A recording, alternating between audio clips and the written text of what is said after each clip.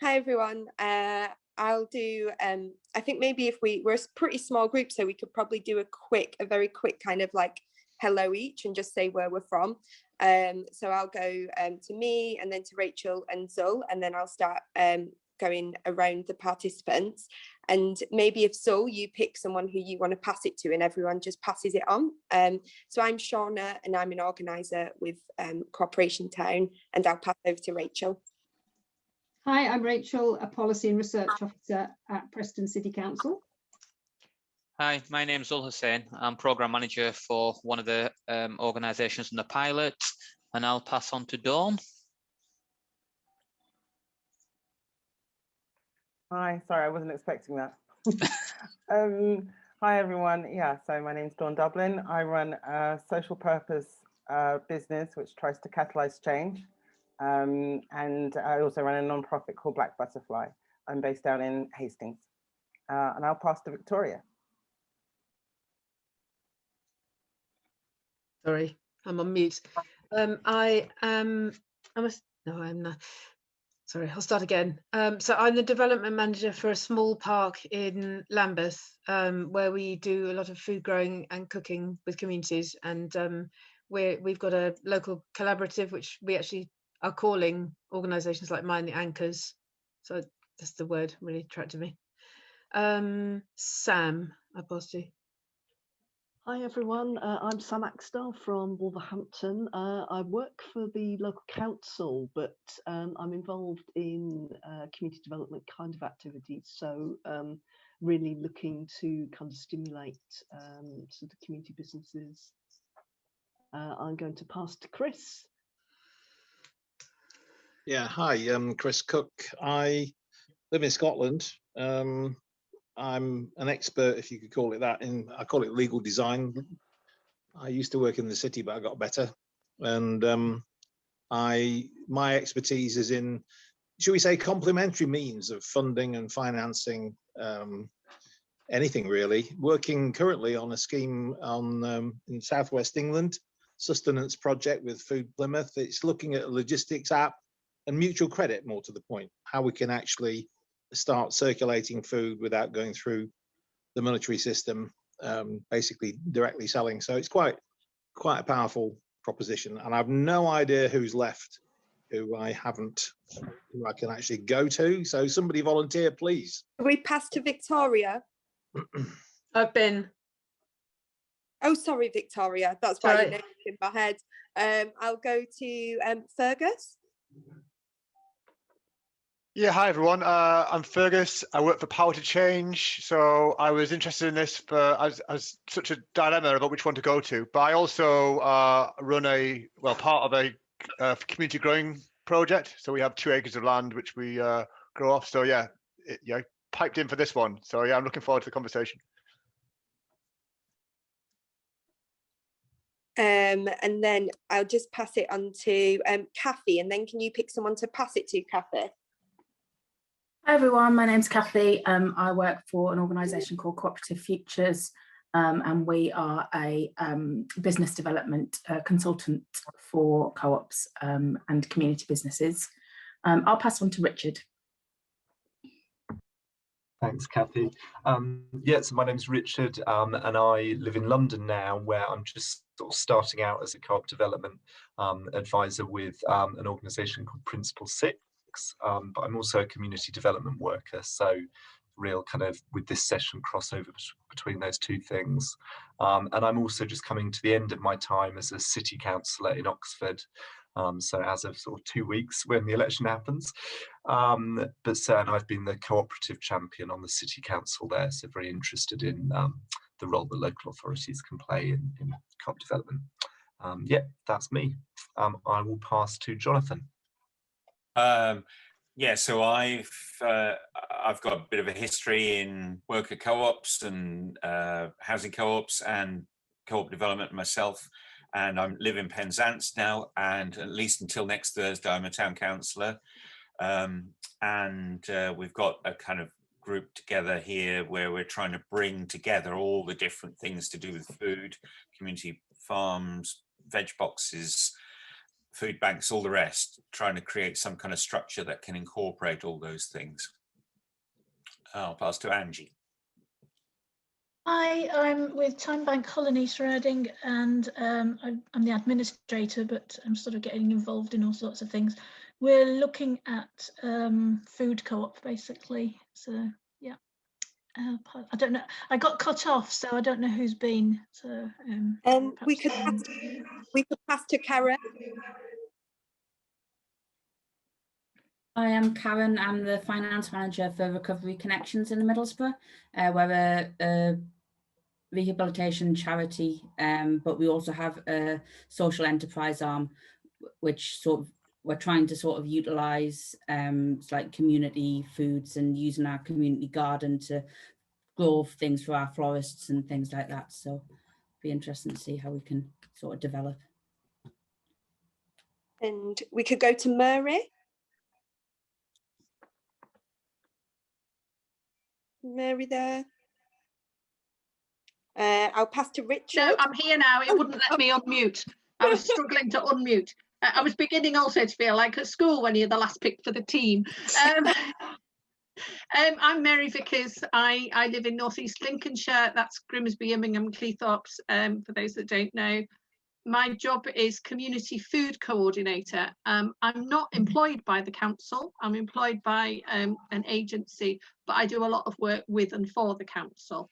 And my job has two sorts of roles. One, and this has been what's been exercising my time since I started in July last year. One is emergency food provision and COVID food provision and all that. And as part of that, I coordinate, supposedly, without any authority at all the food banks we have in the borough. And we have, for a very small borough, we have too many food banks, but lots of people want to help provide food for people. So I try and help them to work together.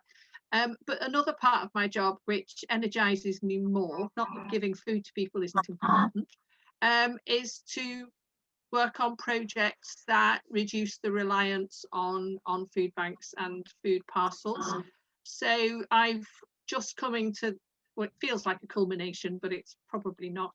I've just given away 350 slow cookers, with about to give out recipe cards to all those people, and online cooking lessons start next week for the recipe cards. That's one thing. I've also got a community growing project, which has got a free allotment to community groups from the council, and I'm moving on to other community spaces for growing.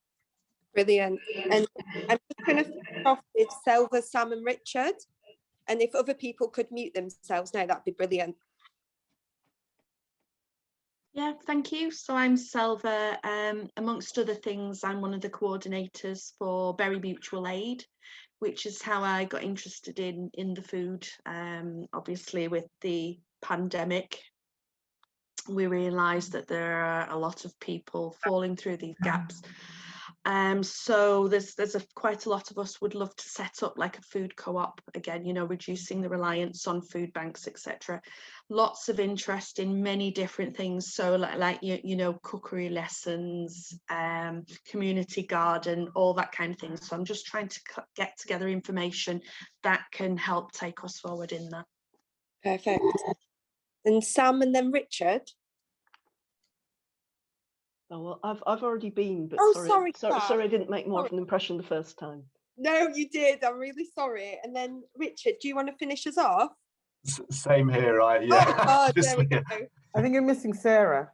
Oh, Sarah, thank you so much for that, Dawn. Sarah, do you want to just do an intro? Yeah, hi everyone. I'm Sarah. I work at Summer Whole Foods. So we're a worker-owned cooperative based in West Yorkshire.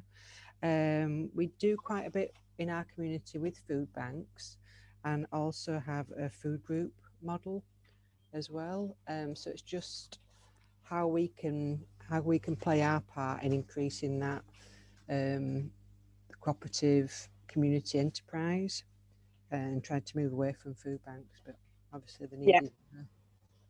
Thank you. Brilliant. Thank you so much, everyone. And I know it can be a bit 1 second, I'm so sorry, I've just got some big back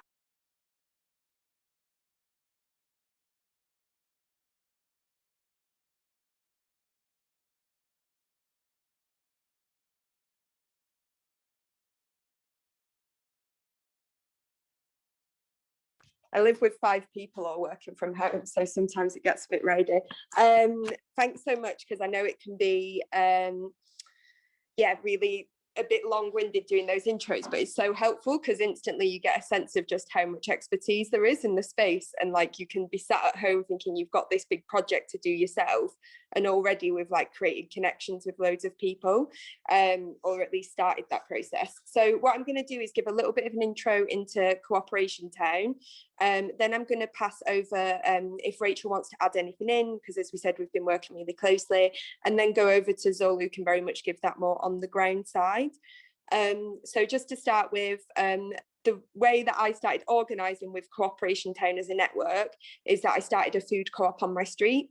And then I started speaking to other people who wanted to set up a co-op, and then Cooperation Town said, hey, you seem to keep doing this, would you like a job? Which was really nice. So I kind of come from knowing lots of co-ops, but also very much being in it myself, and coming from it in the sense of needing to save money and this side of things, and wanting to basically know my neighbours more.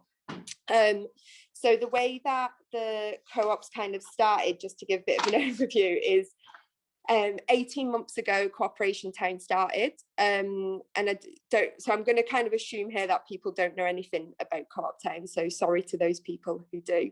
So we started 18 months ago, which is really crazy because of how much stuff's changed since then. So 18 months ago we were in a period where there was probably a lot more energy for party politics, and we also had never heard of COVID, so we were in a completely different state. Cooperation Town started with a free food larder in Camden in North London, and from there the first co-op started, which was Cooperation Kentish Town. Now where we are kind of like 18 months later is there's over 20 food co-ops across the UK. Some of those food co-ops have gone on to split, so I'll talk about this a bit more, but our model is 20 households. So once you get to 20 households you split, and we've started to see co-ops get to that point. I've talked with Zul about this before, but like split seems like a really negative word, but in Cooperation Town split is a really positive thing.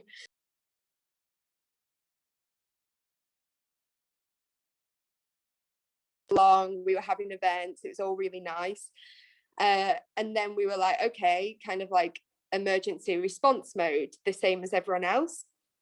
But what was a bit different is we had this more long-term sustainable model alongside it. So we kind of had the infrastructure in place to reach out to people really quickly because we'd already built like genuine community. So within like about 6 months, we delivered about 12 tons of food, which is equivalent to 28,000 meals. And that was just in Camden in North London. So then certain groups were replicating that across. And at the same time as us doing that, so because we were ready to go, within a day of COVID happening, we were doing that. And the council came to us for assistance on how to do it. They knew we were linked up with people. And in particular, we were linked up with people who were in the most insecure positions. And what I mean by that is the fact that obviously COVID has impacted people very, very differently. And then you had this like furlough scheme that came along. And I'm not saying everyone, but like, by and large, people who were benefiting from this scheme, you had like white middle class people who suddenly were like, oh, I want to do a little something for a neighbour, and they like pop to Sainsbury's and get a bag of bread or whatever.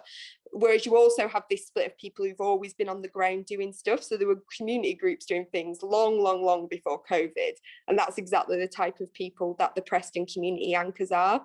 I don't want to critique mutual aid groups for those people stepping forward, but from the start there was this kind of recipient and giver charity model, and there wasn't really something very mutual about it. It was some people receiving some stuff and some people giving it.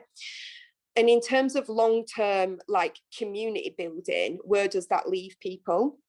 And who are we making the decisions about who is able to give and who has to receive? And this was obviously defined by COVID. So if you were in a position that meant you had to shield, you were kind of put on the back foot a lot. But at the same time, we had co-ops continuing to grow. So we continued to organise on the ground. We were continuing to do sessions like this, training sessions, telling people about food co-ops. And at this point, we've got like a community centre in Kentish Town. We're organising from there. We end up with a group of Somali women start the first Somali women's food co-op. That's like completely by them. We have people, all types of different people. And then I'm kind of stopping myself because I was also conscious of the recording in terms of saying a bit more about some of the people, but it's really people who are struggling in loads of ways who are involved. I personally started a food co-op on my street in Walthamstow in London, and then we just kind of kept growing like that. And then I'm just kind of looking at my notes, I'm like, what's the summary? Because there's so much that's happened. So in terms of how things kind of progressed, we also came across Preston, and then that relationship started, which was with the community anchors, which I'm going to let Zul say a little bit more about, and Rachel might want to jump in on. And then in terms of why there's this sudden real energy for food co-ops, and it's because a lot of the COVID funding is running out. So a lot of the funding that Foodbanks have relied on, or donations and stuff like this, are drying up. And also you've got these people who've suddenly gone back to work. So what happens, like there's 170,000 people who are in a precarious situation with eviction. We've got 230,000 people who are in debt to their landlords. We're in a huge crisis that's going to continue long after like the health safety element of COVID. And we all know like who the people are who are going to suffer the most from this. In terms of what happens with the co-op and why it's a long-term model, is there's no one in charge. Everyone's an organizer. It's led by the community. So in September 2020, we created a pack. That's like, we call it the starter pack, but that isn't a manual. This is so corny, but we call it like an invitation. So it's like a bit of an invite into the guiding principles of running a food co-op. But what the model really is very simple. It's you gather your neighbours together on your street, on your estate. You get to a group of 20 households. And the reason we recommend 20 households is because trying to decide what's on your shopping list once you get more than 20 households is absolute madness. So we stick to that. Households can be different sizes. Some people are like 8 people families, some people are 1-person families. And then you spend an amount that is up to you as a group. For instance, my co-op spends £5 a week, £5.50 a week, sorry. And for that, we get like a big kind of crate of food. And that is so much cheaper than the supermarkets. Even if you pop into Lidl or wherever you're going, even if you pop in, to market, whatever, you're getting it so much cheaper because you're getting a mix of surplus food combined with stuff that you're buying in bulk. And then this is where the network bit comes in. So at the minute, there's going to be like another co-op that starts near me. And once that co-op starts, we'll be like, well, we both want rice, so let's buy our rice together. And then we'll be able to, get a cheaper price and so on. So it's very food focused to start with. But what happens is you build organising to like skills. So you've got someone who'll take on the role of the treasurer, someone who'll take on the role of admin, someone who'll take on the role of childcare to make sure people with kids can participate in meetings. There's a whole kind of list of suggested roles that each co-op will decide what is right for them. Everyone starts to gain confidence. Everyone has access. We're working on a digital tool to give people better access to other co-ops so they can like self-support each other, so they can reach out to other co-ops going, how did you manage to get such a good deal on your rice, and so on. And as everyone kind of develops these skills and is suddenly with neighbours over this very shared need of we all need access to cheaper, healthy food, then from there, you've got this ready-made community. So rather than going in with an issue, like I kind of in my head always picture like general election door knocking, where you rock up to a community and you've never actually done anything in that space before. Instead, you've got this ready-made community who are like action, like they can be mobilized. So for me personally, in our co-op, I live in private renting, and like lots of people have dodgy landlord. And when it got to a point where things were quite bad with our landlord, we felt that we had this network there who, if it got to eviction point, would be ready to do an eviction resist. And whilst there's groups that do that, it's so nice to know you can turn to your neighbours for that. And there's lots of different kind of examples of that throughout the co-op network. So yeah, I think I'm going to stop talking because I've talked to you for a lot now. And I'm gonna, Rachel, you might want to come in with some stuff, and then I'll pass to Zul if that's okay, and then we'll start moving through the session a bit more. Yes, well, thanks very much, Shaunna.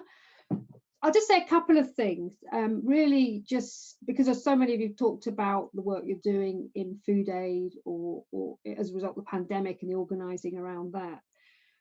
That really was a key part of why we wanted to work with Cooperation Town.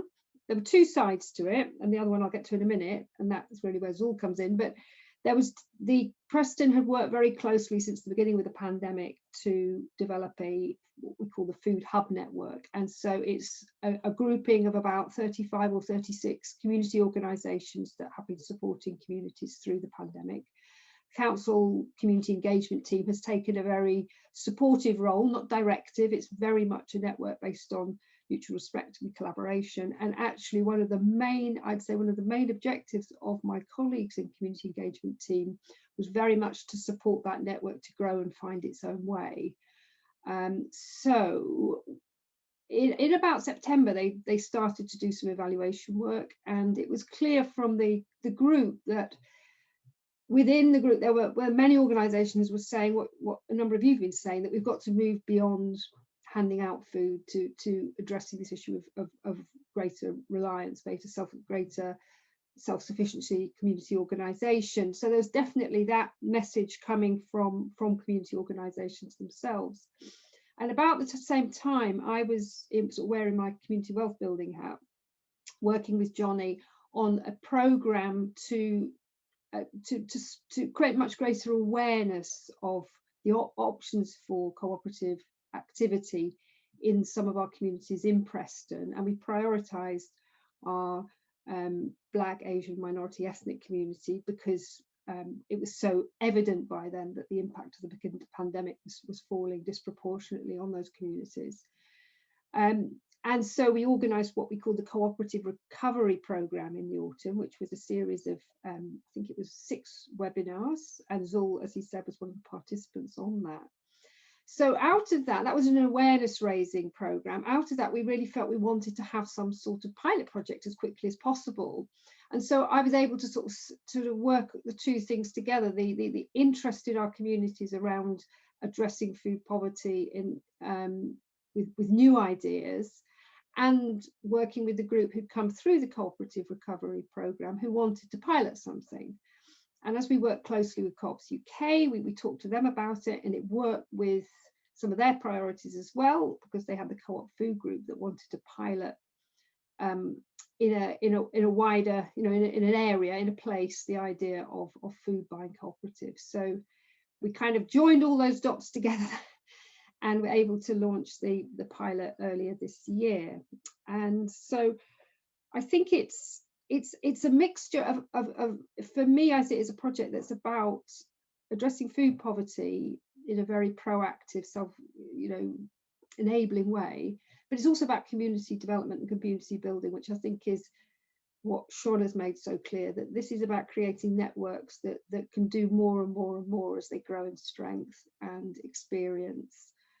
And of course, we are already working, as Zul will, I'm sure, will explain, with organisations which have a great deal of in-reach into their communities already. So it seems to be a really win-win way of working. But I'd also emphasise what Johnny said, patience is important. It mustn't be directed by the council. The council's really got to stand back, do what it can to facilitate, but definitely not direct. But I would say that we have strong commitment from our community engagement team to work in that way. So that's been really helpful, really, in the progress we've made. So I think I'll stop there. Hand over to Zul. Thank you very much. Okay, just before I start my address, just so people understand, the phase that we're at the moment is that we're just about to start with our cooperative. It's about to launch within the next 2 weeks. So we're just at that pre-delivery. But what we'll do is I'll speak to you a bit about in terms of why we got involved, in terms of our community outreach methods and sort of next steps and things like that, if that's okay. And obviously, if people want to feel free to chip in asking questions around some of the things that I mentioned. Okay, so first thing, why would somebody like me and my organisation get involved with cooperatives? I think lo and behold, about 6 months ago, I got this phone call from the local authority to say, we're running this pilot project, are you interested in getting involved? Now, for somebody like me, who's a programme manager of a regional charity, we deliver anything up to 35 projects at any given time. And that's looking at stuff like sports provision, weight management programmes, young people's projects, early detection of cancers, holiday work, targeted work, estate-based provision, and also something on food poverty as well. So it came as like an additionality to me, and I wasn't too sure where it all fitted in. So I thought to myself, obviously, is this worth my while getting involved with something like this, given that we're already running a whole heap of food banks? Now, one of the other roles that I've got, obviously, a lot of you that have worked in the third sector and the voluntary sector will understand that you're doing about 20 different jobs. So one of the other jobs that I do is I'm also an executive board member of a big local partnership. So I know some of you that, obviously, one of you mentioned that you're from Lambeth and places like that. You'll be probably familiar with who Big Local are, but we're like a grant funding body to organisations within the locality. Now, within our locality, on the local parade, I think it's a half a mile stretch, we had 6 food banks, all sort of catering for different people's needs. And one thing that we were continuously getting, in particular through the COVID period, was that these food banks are coming to us for grant funding, and they're continuously coming. So they're doing like 3 months at a time, and they're coming back. And we obviously, it's not a sustainable project. We've earmarked a certain amount of money that gets apportioned towards that, and beyond that, it's not something that we could help with. So once I spoke to somebody from the council around cooperatives, a basic telephone call, and I got a bit of an understanding, then I was interested, obviously, in attending this 6-week pilot. And I thought to myself, this is something that could not only benefit my community, but also enhance my understanding as well. So I think one of the challenges for me was, being sort of prevalent within the food bank arena, is that how do we, manage that culture and that change of moving from a food bank to a food cooperative. And in particular, the area that I serve, we work with like deprived and disadvantaged communities, and very disadvantaged. I'm talking about there's many households within these sort of estates where there's nobody, let alone even one person in the household that English is a spoken language to. So it was going to be very difficult and very challenging. So I think the first thing I looked at was that around the model of the cooperatives and what we're looking to achieve, it fitted in really well with the objects of our charity. So some of the things around, we already invest heavily in local communities, and in particular empowering and upskilling sort of local residents to create self-sustainable solutions and social action programs. So that was one of the things that we were, already delivering. So I thought that sort of fitted in well with that. And then one of the other things that I think that we had the advantage of was that we could utilize key community activists that we've already got, that we've used on previous projects, to get the message out. And they've got very good relationships with the local communities. So I think they could already have that dialogue, and they really helped us get a heads up in terms of working with local communities and getting them to understand that change. One of the other sort of pluses for me has been that this partnership that I think Johnny alluded to earlier, that we've got a partnership with the local university, which is University of Central Lancashire, and we were able to sort of set up a peer network through that, and through that we were able to get regular project updates around cooperative movement and things around wider cooperative movement in Preston as well. So through the pilots, I think Shaunna mentioned earlier, there was 3 food cooperatives that got commissioned to deliver this piece of work. And one thing that we have done is that we've networked really well together. We weren't familiar with one another, even though we were community organisations based within the borough, but it's enabled us to have a better understanding of the different people's needs, and also the demographics of different areas. And Cooperation Town themselves, I think they've provided us with really good support in terms of infrastructure and sharing some of the resources and the packs that they've used for some of their projects. So I think just in terms of the community outreach that I've just mentioned, that I think one of the things that, you know, in terms of selling points and speaking to local communities, some of the things that, you know, local communities have fed back to us, why they want to be involved. I think they're happy with the offer that, you know, it's a lot more healthier foods. Whereas with the food banks, so we're getting sort of food coming from Fair Share Go and places like that, where you're getting very sort of last minute dated stuff, and you have to have a quick turnaround of products. I think this, you know, they've got the ownership of being able to identify obviously what type of foods they want. You know, there's the enhancements of the quality of foods. It's a lot more culturally appropriate foods in terms of what the communities want. And generally, I think people feel very happy to help. You would have noticed this yourself, you know, through COVID, you know, a lot of people are a lot more charitable. You know, people are working together on things together. So people are coming together forever, and they're all saying that we want to get involved in things like that. And one of the things that we've used to show people is that when we've looked at some of the statistics and data locally, a £45 bag of shopping, they're paying actually £10 for. So there's a massive saving there. Like I said, obviously, it'll, you know, differ from place to place depending on what type of foods, but you know, your common foods like, you know, rice and pasta and, you know, everyday essentials. And I think as an organisation, how we've benefited, I think we've developed really good connections with local suppliers. We've had better connections with our local authority, with the local stakeholders in the area. And one of the key components that sticks out in my head is that we've developed this asset register of all the local suppliers that, you know, we go to, you know, source of local food, so things like cash and carries and wholesalers, and we've been able to sort of negotiate prices with these, and you know, they work out to be very cheap.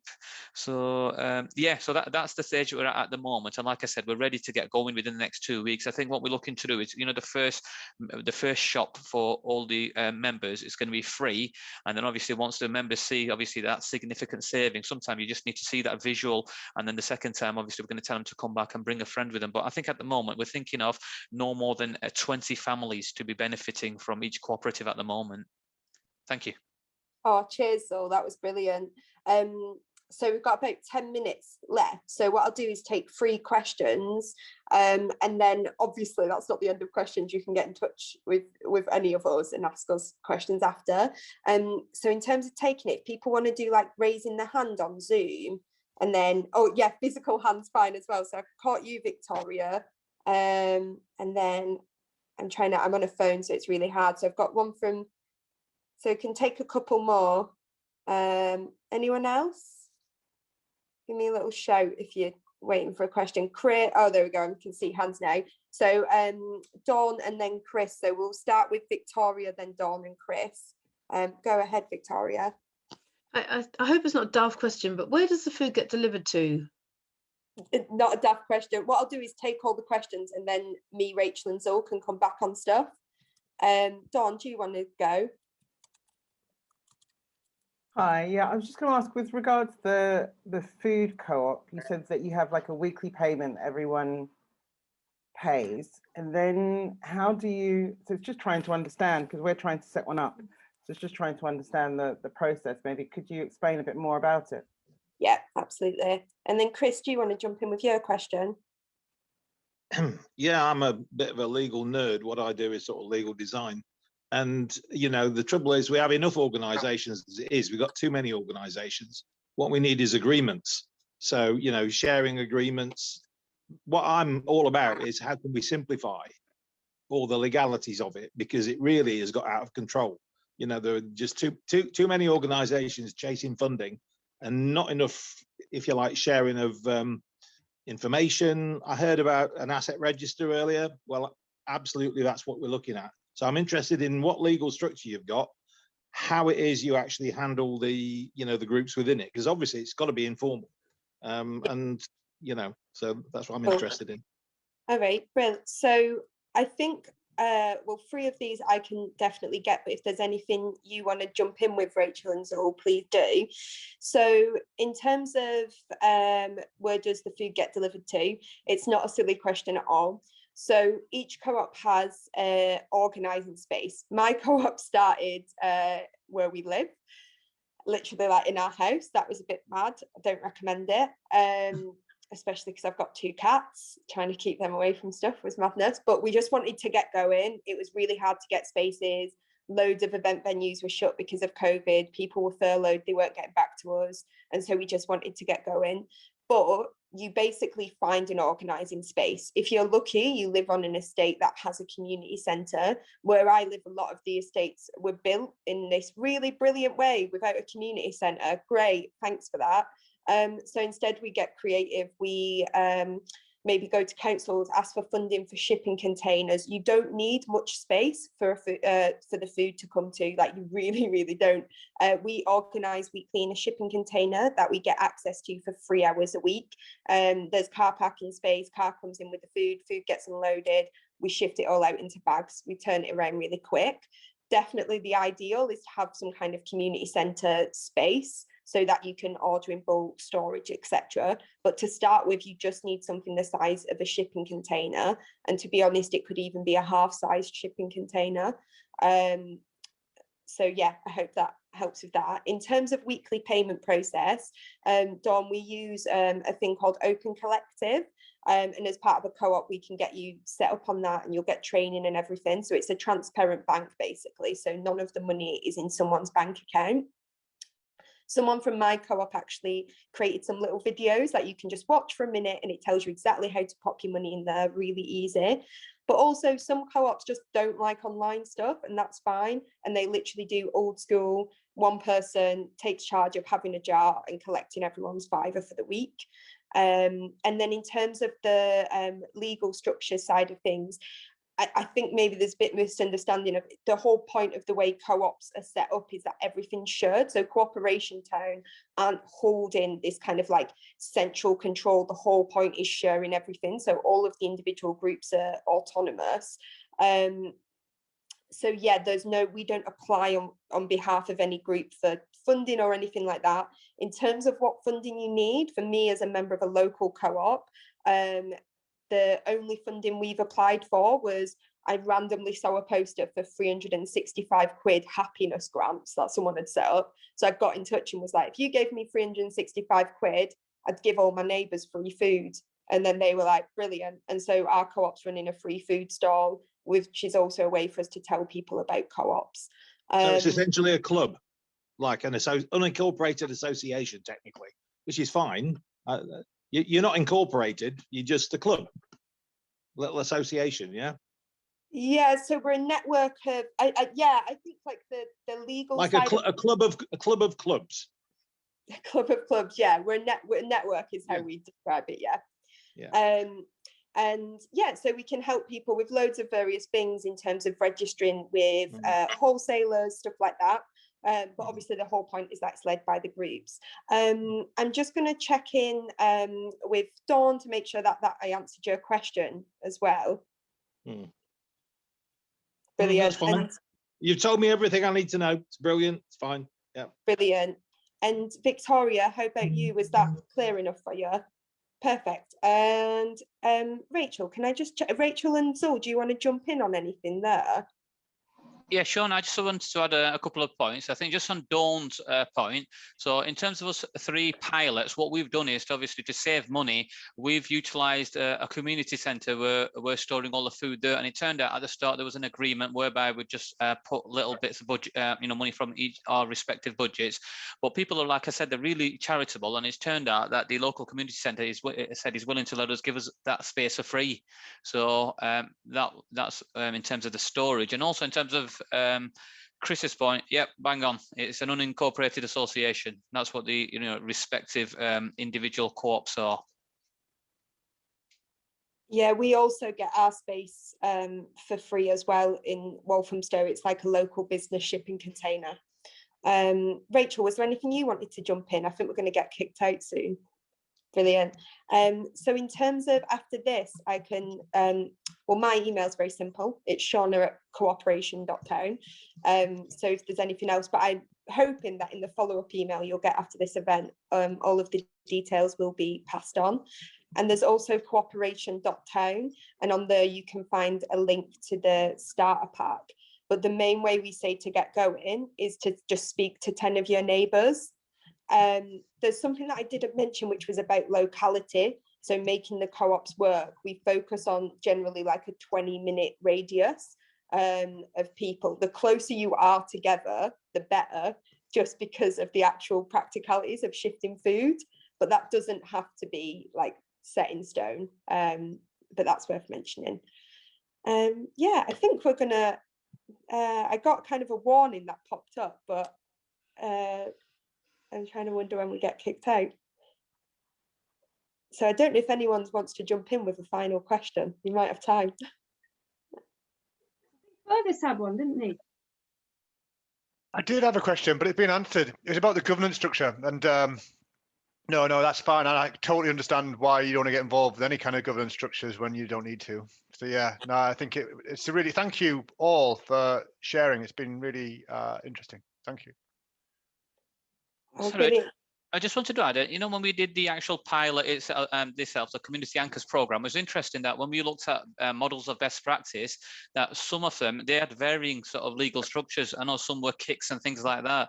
And I know as a pilot, as an initial pilot, we've decided to obviously go as an unincorporated association. But I think further on down the line, it'll be up to the members, obviously, to look at if they fit more appropriate to another structure. Yeah, that's a good point, Stolz. But I mean, because one of the problems with co-ops as a whole, if you're looking at governance structures for co-ops, then there's quite a lot of costs that's associated with setting them up initially, and then there's an ongoing cost. And it's just about when you're talking 20 people, it's about mitigating the risk, getting the most appropriate form, I suppose. I think one of the problems we found that's interesting about the community anchors is that we just didn't know who to talk to. I've spoken to people all around the country. I've looked at different governance structures, and I'm still none the wiser about the most suitable to cover all of the different sections that we want to cover, from food to housing to health to finance. And I think so the community anchors is interesting to hear about.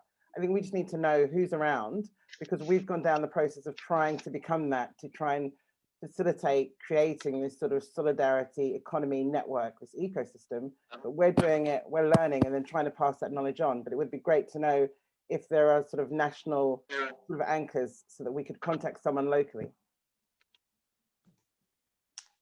I mean, it might be worth go to a website called My Community, which is a platform which you can go in there and it'll give you lots of advice around different structures. It's a collaboration between lots of different infrastructure organizations, a locality, us, Power to Change, Co-ops UK, lots of them in there. But if you think about anchor organizations, locality, I would say, have a very good network of that sort of type. So it might be worth exploring that. They offer free membership as well. So.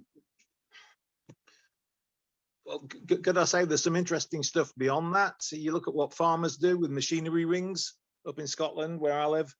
They cooperate on costs. They share machinery, they share fuel, they share contractors, they compete on quality but cooperate on cost. And they do it really informally and have a little group that manages the administration. And and it's not dissimilar to what you're doing, actually, Shaunna, but you haven't formalized it, because the minute you form a cooperative as an organization, it gets very, very bureaucratic, very, very quickly. It doesn't scale. Co-ops don't scale. And, so what I'm advocating is cooperation rather than, cooperatives. Yeah, so we're a workers' co-op as well in terms of cooperation town, just to let people know that. And one of the things that is useful that we're working on is this tool, so that to help co-ops connect with each other better in terms of finding those, so that they're asking questions rather than someone emailing me. That's obviously not in like a good way of doing it, but the idea of connecting other people's emails, there's a bit of tech there which we're working on. So yeah, I think that's the main thing. And around kind of who the community people are, just being aware of like trying different routes, so you don't end up with like the usual suspects of people who like are organizers, because it's like organizing skills isn't having experience as an organizer, right? Like like I don't know, with certain jobs that you do, like whether it's like self-checkouts, like a madness, and being able to get people working through those, like that's organizing skills, right? And it's not recognized, and no one like gives you a chance and sees you as an organizer in that way. So I think that's the main thing, is being as close to the ground as you can, and also don't start by making decisions. Obviously that's what the members do, so keep it simple. Should we all jump back into the main room? Oh, Rachel, do you want to? Yeah, I just wanted to add something. I think if you think back to Johnny's diagram, the funnel diagram, or the cooperative pipeline development diagram, I think what happens is a lot of the discussion about cooperatives gets focused right at the top end, you know, and an incorporated cooperative business. But what this is about working lower down in a way that's much less bureaucratic, much more empowering, and actually works much better with established community organisations. So that's I think that's why we were very keen to work with Corporation Town as a first project, because it avoided all that bureaucracy. So I'll finish there because I think we're going to get cut off in a minute. Thank you. See you all back in the main room.